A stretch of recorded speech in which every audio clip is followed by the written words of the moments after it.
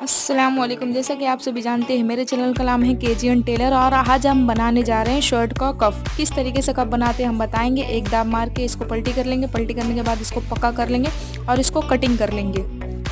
Okay, cutting करने के बाद इसको सीधा कर लेंगे। सीधा करने के बाद आप देख सकते हैं कितना फिनिशिंग में हमारा कफ रेडी हो चुका है। अब इस तरीके से हम इसको पलटी करके सीधा कर लेंगे। आप देख सकते हैं कितना कफ फिनिशिंग में रेडी हुआ। आप सेकंड आस्तीन उठाएंगे, आस्तीन उठा के इसको एक दाब मारेंगे। एक दाब में आप दोनों तरफ प्लेट डाल सकते हो, आपकी मर्जी है।